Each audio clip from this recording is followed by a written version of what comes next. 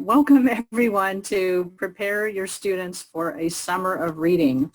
And we do know that it needs to be a great summer of learning and reading after everything that's gone on the past few months. So we're hoping to give you some good tips for that today. Just to introduce the group today, I'm Christine Jones, Associate Director of Global Literacy at Benetech, which is the parent company of Bookshare. Joining me is Megan Shanley from the Universal Design for Learning team at Albuquerque Public Schools, and Jesse Haug, our Customer Support Associate at Benetech, one of my colleagues in the office who answers many users' questions all day long. So super happy to have Jesse with us to address issues and answer questions. Great to be with everyone.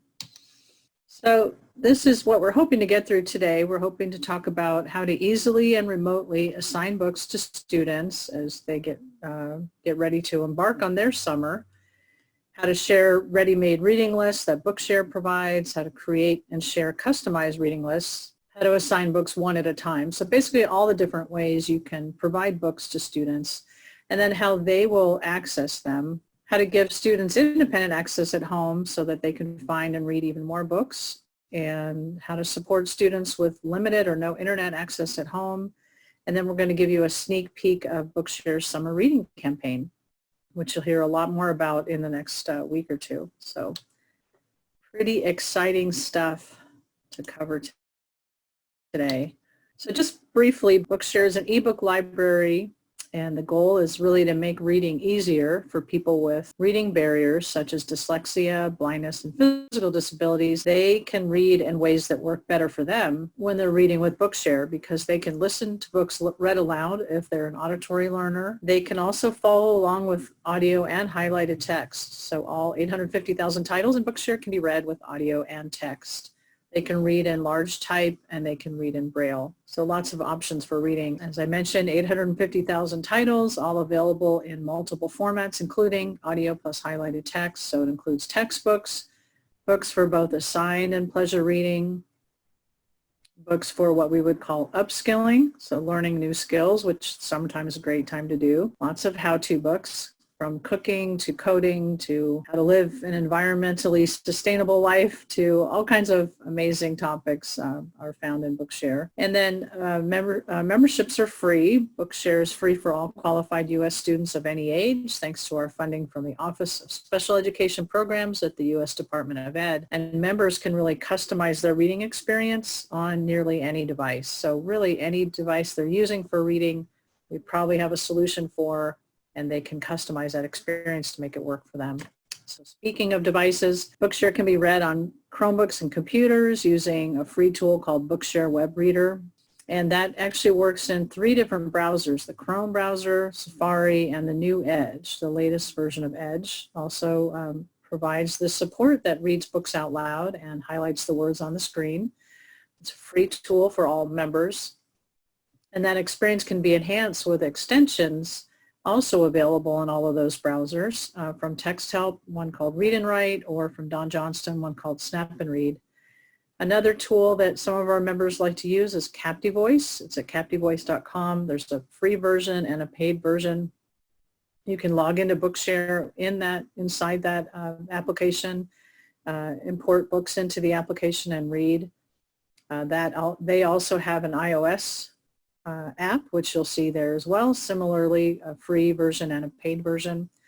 All Bookshare books can be downloaded as Microsoft Word documents, and this is something we'll talk through as far as one of the offline options for reading Bookshare.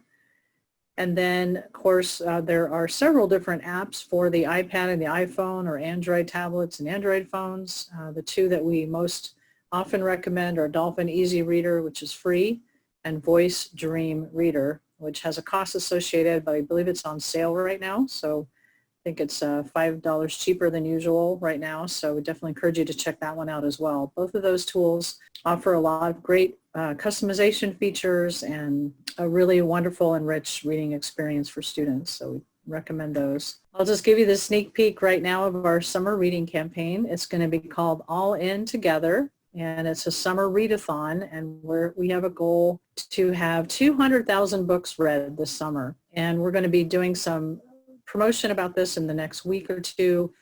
But we want to encourage all of your students to participate and to find books in the collection that are going to work for them, that they're going to enjoy this summer, and to really make reading a part of their summer activities. So with that, I actually am going to turn it over to Megan to demonstrate what they're doing over at Albuquerque Public Schools to get ready for the summer in terms of setting up, using some of Bookshare's ready-made lists to assign those to students, and then creating their own reading lists. Take it away, Megan. Wonderful. I just want to give a really quick background. I am not only a member of the UDL team and an OT, occupational therapist, and an assistive technology practitioner, but I am also a dyslexic and have been using Bookshare since its inception. And this is the most exciting topic I can talk about.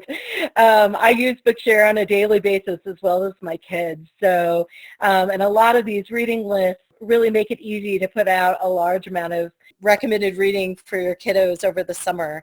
Our district is 85,000 students, and we have a lot of kids at 150 schools enrolled. Being able to, instead of assigning one book at a time, actually assigning a reading list has been great. Okay, so in a school account, and this is an organizational school account, the hub for getting to any of the things that you want to do is My Bookshare up in the upper right-hand corner. Before you assign a book, you have to make sure that you have your members in and that they have a way of logging in, and we'll talk about that in just a second as well. In My Reading Lists, we're going to bring up the reading list section, and there are two different choices in the reading list.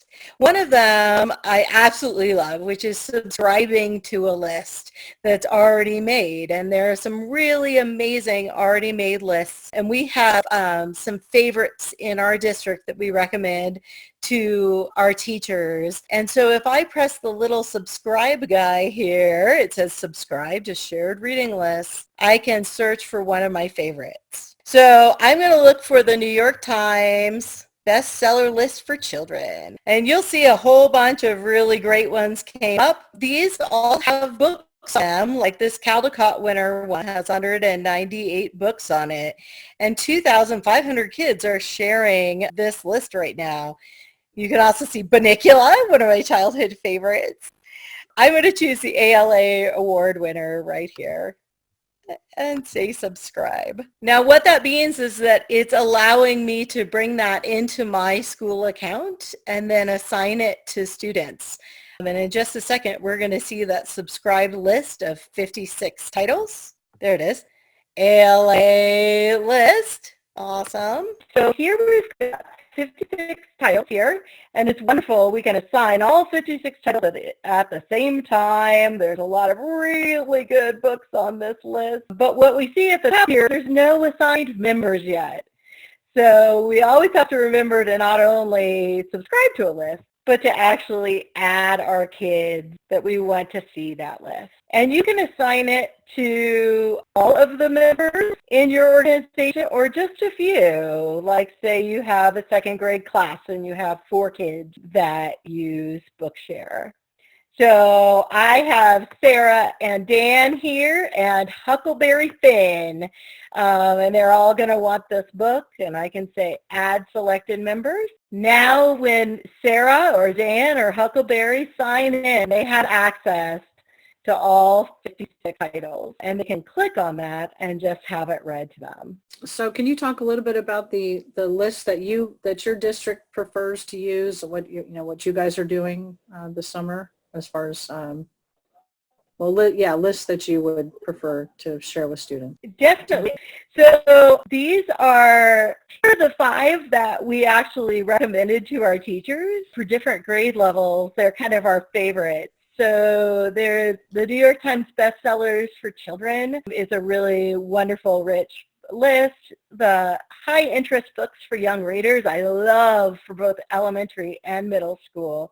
Then there's the National Book Award winners, high interest YA novels, and I suggest that one mostly for middle and high because there are some topics in there that are really more appropriate for that age. And then the Texas Lone Star list is just a plethora of different choices.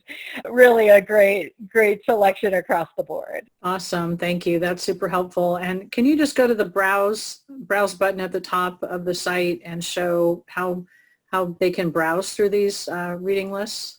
Definitely. So I love sending my teachers here because there are wonderful collections here. They've all been curated by the staff and librarians and teachers, and just some really nice selections. If I click in for kids, we've got a whole bunch of Goosebumps, and then you can click in and actually see lists that are curated for different grade levels and are appropriate for them. Yeah, click on that popular series link there. Yeah, so if you scroll down, there's just so many wonderful lists there that are, series that kids love to read. And we know that if a student finds that they like a particular author or that they like the first book in a series, they're very likely to continue reading. So assigning an entire list of, let's say, the Percy Jackson series or a series of unfortunate events series can really be a great win to get many students reading a lot. So those are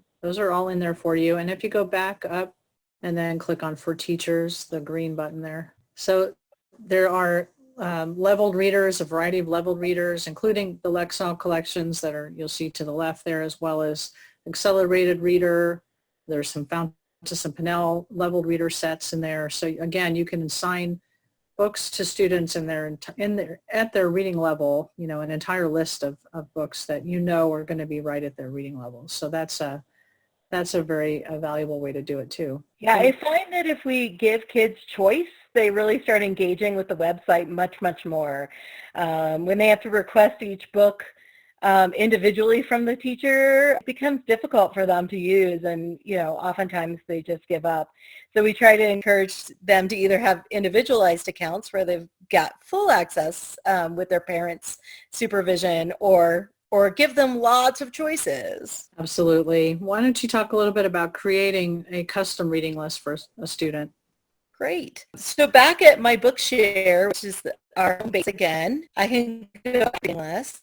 And here, a lot of our teachers like going in and choosing their own topics that they make reading lists on. So yeah, it's loading good. So you can actually go in and find books that are relevant to a kid's interest or to a class project or just a summer reading. So remember, this was our button for subscribe. Now we have a button for create new reading lists. So that's the button we're going to push. And I'm going to name this Albuquerque Balloon Fest because it's all about Albuquerque, right? one of my favorite things in the whole wide world to do. I've been twice and I love to go and recommend it for everybody to get there at least once in their lifetime. It's so wonderful. So beautiful. So beautiful. And you'll see some choices here that are just showing the members or actually sharing with their whole school. Sorry, I thought it was loading those choices. Now let me find our Albuquerque balloon list real fast. I made it A with Albuquerque. I thought it'd be right on top. Oh, there we go. Awesome. Just a delay.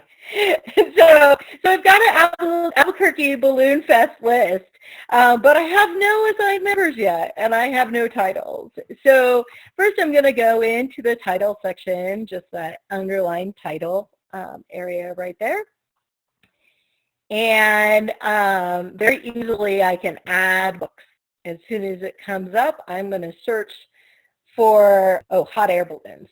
And there's there we go. Now, what's nice is when I get a search list up and it's going to give me multiple choices of balloon-related books, and I can choose multiple things off of this list. So I could say, I love that one. And let's see, what else would be appropriate here? I think we'll just stick with that one. If I can press there we go. And then I think there's a book about cats in hot air balloons. I'm sorry, I can't get to the button. There we go. Awesome. So now we've got that there. We could add more books, and we could have a list of, 50 or 60 books that we wanted. They were easy to find. And then we have to remember to assign members. And this is the thing in our district that most teachers forget is they make a big list of wonderful topical books, and then they forget to assign it to their members. So I click Assign Members. And once again, I can add the kids that I want on this Albuquerque Balloon Fest list. There we go. And I'm going to give it to everybody. I can give it to all of my members in my organization this time. And now when any of these students log into with their individual user or organizational user account, they will be able to see this hot air balloon list that I've created for them. Awesome. Very cool. Why don't, while you're sharing your screen, why don't you talk a little bit about the reading offline that you were going to demonstrate, the Google settings that can be read offline, and then I'll go in and show a couple other things. Awesome. That sounds great. So I'm on a Chromebook right now, so you may have seen it loading a little bit slower than probably Christine's will in a second. But they can be really functional. In our district, we actually just rolled out 15,000 Chromebooks for individuals in special ed, so they could have access. But a lot of times our students don't have Wi-Fi at home, so we have been trying to figure out ways that they can really be independent and work on things at home and just come to a hotspot every once in a while to be able to get new books or new documents. So there are a few things in Chrome that allow you to actually work offline, but it's being able to go into your Google Drive. And then in your Drive settings, there's an option for offline access. And so it ends up seen as a Google Doc. If you have it turned on for access offline, you can actually access that book. So in settings, there we go. Here we have a checkbox that you can check. So like Christine said, we're allowed to, there it is, create and open and edit Google Docs. So Bookshare has been wonderful to add in the last few years, Word document download. So what we do is we download the Word document and upload it for the kid in Google Drive. So what that looks like is like, here's Harry Potter. So we had the student, we shared that document for them with the downloads. So when you actually open it in Google Drive, you can have access to it offline. Now, Google Drive and Google Docs has a text-to-speech engine, but it's not great and doesn't work in offline. So what we use in our district is Snap and Read from Don Johnson, and it's actually free right now during the COVID issues and works offline. So our reader would be able to go in to our Google Doc. This is Snap and Read's toolbar over here. And it reads anything online, and especially helpful when you have a book that you want to have read. There we go. So Megan, does that tool work offline though? Does it work? Yeah, it does. Oh, I see. So do you have to have the book open already before, or can you open it without internet access? And can you open the tool without internet? As long as you have that setting on that says I can use it offline, then the Google Docs that it sees in your drive, it knows that it's able to open those. Chromebooks have a minimal amount of hard drive space on them usually, and so it will pull it up, and then when you resync with the internet, if you change that document, then it'll resave it to the cloud. Gotcha. Okay. So do you want to show Snap and Read reading it then? There we go. Finally. For something. There we go. But he did seem to realize he was being watched because he looked up suddenly at the cat, which was still staring at him from the other end of the street. For some reason, the sight of the cat seemed to amuse him. He chuckled. And the slow internet is not allowing it to highlight in the right sync, but when it's offline, actually, it works really nicely because it's not fighting for the internet.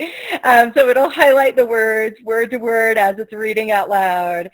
And it's a very interactive way of seeing it, hearing it, and really processing that information in a multi-sensory way.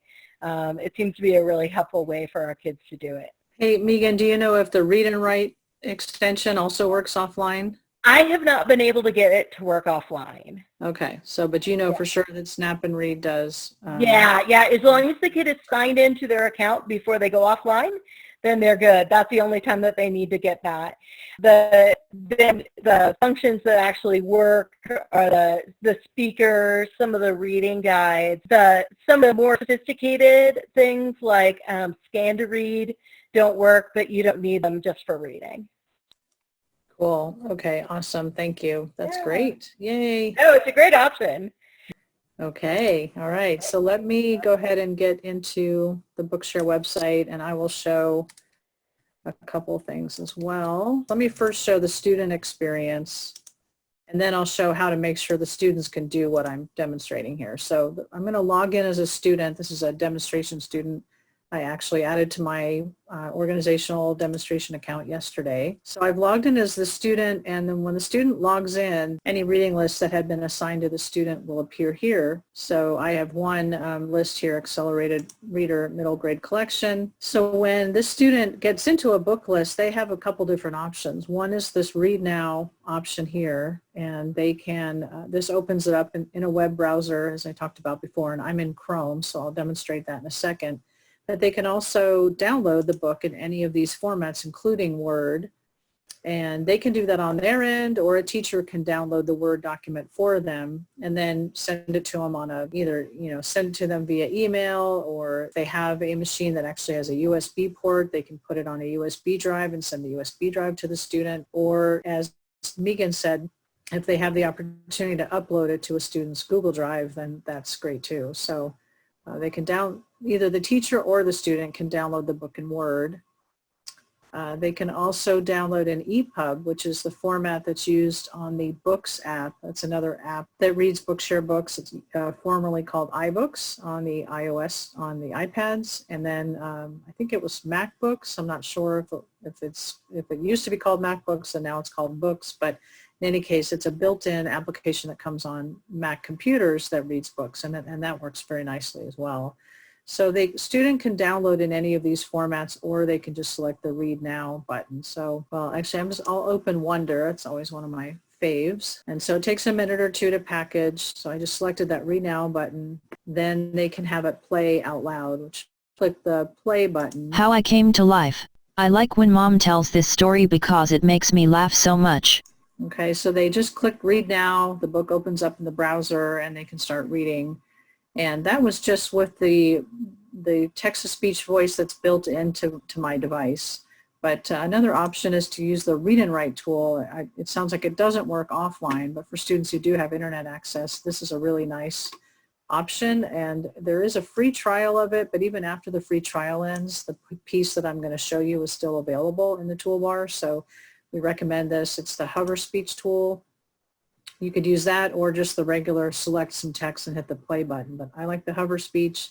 So you literally just hover. I like when Mom tells this story because it makes me laugh so much. It's not funny in the way a joke. Okay, so I like the color contrast better and the voice better in that tool. So that's another option that lays over on top, just the same way that the Snap and Read tool lays over on top of Bookshare Web Reader. That Megan showed earlier. So both of those enhance the experience in Bookshare Web Reader. Let me show you now a couple other ways that a student can read. So Megan showed a Word document in Google Docs being read with Snap and Read. I want to show you a couple other ways that Word documents can be read. One of them is in the Immersive Reader, and Immersive Reader is built into the latest versions of Microsoft Word. I'm actually doing it online because my particular computer doesn't have the very latest version of Word, so I don't have the option of having it in the desktop app, but anybody can use the online version long as they have internet access, of course. And then you just basically upload a Bookshare book to the OneDrive, and then you can use these wonderful features. I'll go ahead and just start this page playing here. Quilt sat on the foot of her bed and watched the trees tossing in the frenzied lashing of the wind. Behind the trees, clouds scud frantically across the sky. Okay, and I have it set right now so that the word is divided by syllables, but you can turn that off if that's not something that the student's interested in. They can really do a lot with customization here. They can make the spacing larger or smaller, can make the font larger or smaller. They can pick what the colors that they want to use. This also has a feature set up where I have the parts of speech in different colors. So nouns are purple, verbs are red, adjectives are green, adverbs are yellow. But again, you can turn that off if I can turn off the syllables as well, and I can turn off all the colors too, so that it's just plain text. So those are some really nice options.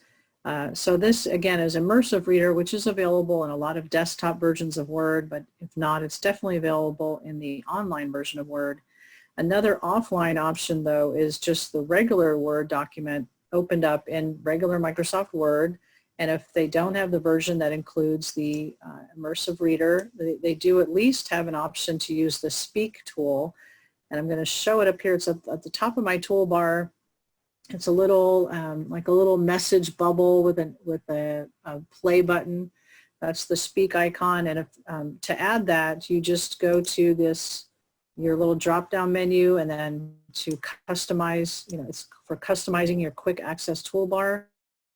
You go to More Commands, you go to All Commands, and then you search for Speak in the list here, and then you add that to your toolbar. So then the Speak icon is right here. So I can select text now and just select the Speak button. In her attic bedroom, Margaret Murray, wrapped in an old patchwork quilt, sat on the foot of her bed and watched the trees tossing in. Okay, so it doesn't do the word-by-word highlighting, which we really recommend for kids, especially with learning disabilities, but it is a way to at least have the text read out loud to a student. So they would, get the Word file, either they download it or a teacher downloads it for them, get that up and running in Microsoft Word on their computer, and this part doesn't take any internet access. They can just select a paragraph and click Speak. I actually haven't discovered in that how to change the voice, but there might be a way to do that to other voices that are installed on my machine. So I have to do some more research on that. But in any case, that's an easy way to get kids reading, and particularly in an offline environment. So, but to do all of that, as Megan alluded to earlier, a student has to have a login to Bookshare. And I want to go back now and show from a teacher standpoint of how to make sure that you have provided that login. Let's see. I'm just going to log in as a teacher to my demonstration Bookshare organizational account. And then if I go to members and then add a member, or if I have a member already on my account and I hadn't already provided a username or password, I can do that here. You can see that all of mine have them because I demonstrate this a lot. But if, let's say, this student here didn't have anything in this column, this username column, so I hadn't assigned that, I can go back into the student's information by either selecting the last name or the pencil icon that was to the other side of the name.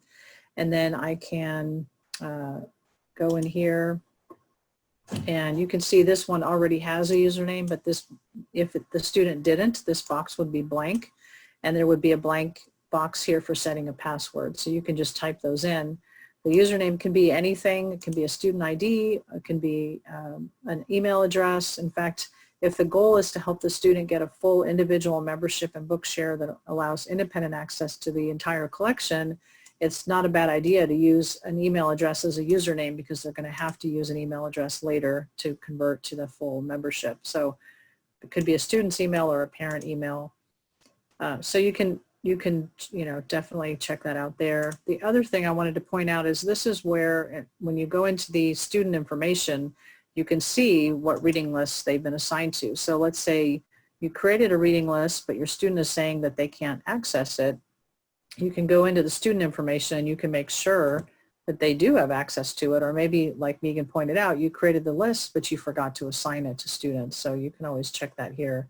You can also see what books the student has already downloaded, and we show you the format in which they downloaded it and the day on which they downloaded it. So unfortunately right now we don't offer the ability to know like how many pages or how much time spent, but we are working on some solutions for that. So at the moment at least you can tell that it has been downloaded. Can I say, Christine, yes, that of course. this is one of our teachers' favorite things because they feel like they assign books and then they're not sure if the kids are actually following through, if the parents know how. Having that data to know that they actually looked at the book and interacted with it, that's huge. So. Thank you. That's awesome. So you want to make sure your students have usernames and passwords so that they can then log in. So they use that info. If I go back to my members list, the student is going to use their username and password to log into Bookshare. So, I've set the username here and I had already set a password, but if I've forgotten what it is, I can always reset it, go into the pencil icon, and I can always reset a student's password. The other thing that I wanted to show, so a student can log in then with that download, with those credentials, they can log into Bookshare and access any books that have been provided to them by their teachers, either on a reading list or assigned individually.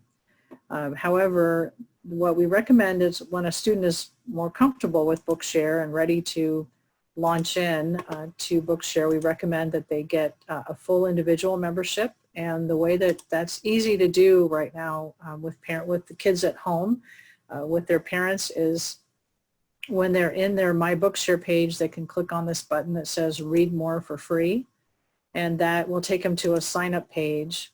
And if the student is under 18, it does ask for parent or guardian information, and on the next screen, the parent has to actually check a box indicating that they're giving permission.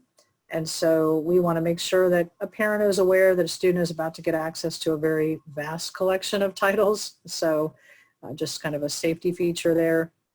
But again, as I mentioned here, they're going to put an email address in as a username and a new password. And from now on, the student will always log in using their the email address and the password. They'll log into Bookshare. But with that login, we call this sort of a hybrid account because they still have their school, they're still part of that organization account, so the teacher can still share books with them, but they also have their own, they basically have the ability to find books on their own. So we think that's really the best scenario, so we highly recommend that you guide your students in how to do that. So here's just a quick slide on what to do if students don't have internet. I showed you Immersive Reader and the speak command in Word if they don't have Immersive Reader. And then these apps on tablets, Books, Voice Dream Reader, and Dolphin Easy Reader, all allow offline reading as long as the student has been able to have internet long enough to download a Bookshare book to the device. So once the books are on the device, they can be read without internet access. Megan, were you going to add something? Oh, I was just going to say that, I mean, all of this is going by pretty fast. So know that Bookshare provides like a ton of really accessible videos of how to change these settings and how to add kids. We're constantly sending out links from their webpage of just short 2-minute videos about all the skills that she was showing, and it makes it very accessible. Thank you. Yes, great point. So those are in the Learning Center, which I'll show you where to find that. We actually have a treasure trove of videos and how-to guides. So if I go to the Help Center and then to the Learning Center, and then over here, how-to videos and guides. Yeah, these help guides are wonderful, and we often just attach them to the emails. And then there's also, even on the pages themselves that have like your members, on the left-hand side, you'll notice a few links that have little video symbols that will link you even while you're doing a task. So that can be really helpful as well.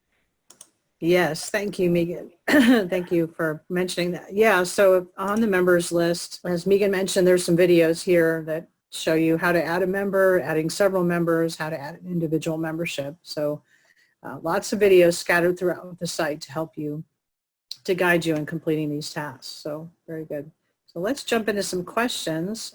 Jesse, have there been questions that have come in that you think are worth mentioning to the whole group? A good one from Beth was, what advice do you have for helping get a school system and potentially hundreds of students up and running with Bookshare remotely? I think that might be a good one, especially with the current climate. Great. Okay. Let me take a stab at answering that. So the best way to do that would probably be to first decide about, find someone at each campus who's willing to be the main Bookshare person for that campus. And then starting, let me actually bring up a guide here. So I'm going to go to the Help Center and then Learning Center, and then the Educators Get Started guide is a link right up here. And this gives directions for creating an account, adding members, adding other teachers, and assigning books. So remotely, it's very easy to just walk through these steps and actually we have a couple processes that in the past required printing forms and things, which we've now put in place entirely paperless processes. So everything I'm showing you here can be done remotely. So it's just creating the accounts, and you can create accounts either at the district level or school by school accounts. We generally recommend the school by school accounts because it's a smaller list of students to manage, and it's a little bit an easier process for teachers to find and assign books to their students. And we can help you if you want to email us at support@bookshare.org. We can help you with any of this setup, and we can also help you know how to get some visibility into what's happening with all those school-based accounts. So you want to set up accounts, add your qualified, have each person at the site, at the school site, add their qualified students, add other teachers, and then assign books. But in general, if you've got if you're going to roll this out for a large district, we'd love to help you with that. So you can email either support@bookshare.org, or I'm going to put up my email too. You can email me directly. And Christine, can I add what our district has done? Yes. Awesome. Please. Our district is so large, but we really wanted them to be school-based. As a district employee, what we did is we made sure that we were added on to each one of the schools as either the primary contact or another teacher on the account, so we could help facilitate that school's progress. And we could always log in and see how they're doing at each school and help see any problems that they might have. So that's been extremely helpful, because previously we were not on every school site, and someone would start an account and then they'd leave the school and no one would know it existed. So if you're at a district level and you're starting from scratch, I would highly recommend making sure that you're at least a teacher on every school account, if not a primary contact. Yes, and the way that that's done, thanks Megan, is you have to add yourself to each account of whoever's setting up the accounts for each campus or each school site, each building will add you, and your name can be associated with each account, because that's not an issue, but the username is going to have to be a different email address each time. So what Megan has done is she's actually worked with her district to create email addresses that they can use on each account, but we're okay with you actually putting in a fake email address for every other account that you get added to, as long as, then you keep record of what it is. So what a lot of folks do in this situation is they keep a spreadsheet on their end of what the username is to log into each account. And in fact, many of them actually just call it something associated with that school site. So Hamilton Elementary at notarealemail.com or whatever, so that they know, depending on which school site they're trying to log into, that's going to be the username, and they can set the same password for each one of those as well. So it can be notarealemail or Hamilton Elementary at notarealemail.com, and the password is Bookshare1. And then it's Jefferson Elementary at notarealemail.com, and the password is Bookshare1. So they can log into each account to be able to, as I call it, like a master key, where they can get into each account just to help and troubleshoot if someone, can't get in, they've lost their password or whatever. So hopefully not actually doing a lot of downloading for books, downloading for students on those accounts, because that is a lot of work to do at that level, but at least having access to the account. That's generally how we recommend districts do that. What else, Jesse? What else has been coming up? I think another good one, since we do have this come up quite a few times, would be from Susanna. Can a teacher access the books to read with their students? Yeah, that's a great question, and we do get that one a lot. So we generally recommend that you could do that one of two ways. You can log in as the student, so you know obviously all the usernames and passwords for the student, so you can log in and basically experience it just the same way they would. You can see where they're going to find the book and how they're going to open it, and then you can open it just to make sure it looks right and there aren't any issues with it. The other thing you can do temporarily is add a fake student to the account and log in as that fake, assign the book to that fake student, log in and try it out that way. But we do ask that you go back and remove that student, because we do report all of our student numbers in aggregate up to OSEP and other bodies who need to know the numbers. So we just ask that you remove fake student accounts once you're finished testing books. But we do recognize the need for that. We don't allow you as a teacher to download books unless they're not copyright protected. You'll find in Bookshare, you're able to actually see the Read Now link on books that are no longer under copyright protection or are freely available or public domain resources. But for anything that's copyrighted, you as a teacher aren't allowed to access it for yourself because you're not the qualified member.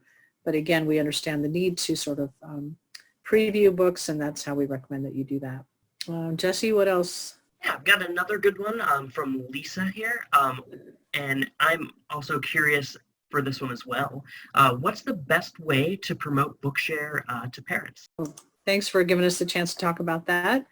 So we have a couple of things for parents right now. One of the things I want to point out, so on the homepage of the Bookshare website is a link to our Learning at Home page. So if you select that Get Tips button, there's a section here for parents called Learning at Home for Parents, and that has some wonderful information, sort of tips for, how their student will access Bookshare with a regular school account, how they can upgrade to an individual membership, how they can find books.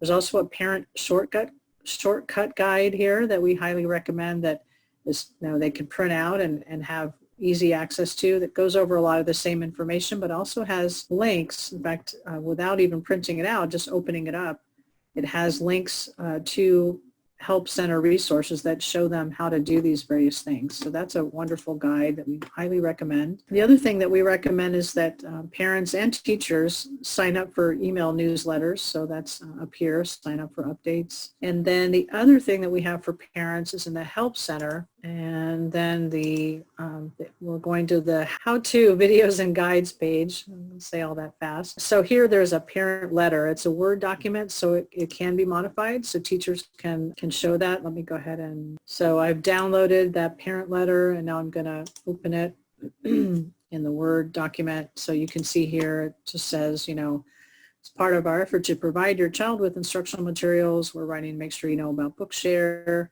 So this is a Word document, so you can customize or you can edit it if you want to, but we provide a basic letter on Bookshare letterhead that you can actually send home to parents. So there's a few different ways to let parents know about Bookshare. And Christine, I was just going to add really quickly, our district has created websites that are out-facing for the parents with resources, and we've just made sure that we are featuring Bookshare as a way of adapting materials, along with a lot of the other curricula online, things like that, as well as we're doing online webinar / conference experience and featuring Bookshare in there with that, because we just feel like if the kids can get used to Bookshare, they can be so much more independent. Yes, yes, absolutely. That's a great point that you've taken the initiative to do that. That's awesome. See, Lisa asked, would Bookshare consider partnering with summer reading or learning programs like iRead or CSLP to create special reading lists Probably, sure. Again, email me at christinej@benetech.org, and we'd be happy to look into that. Jesse, what else can we address? We've got like maybe 1 more minute here. Oh, here we go.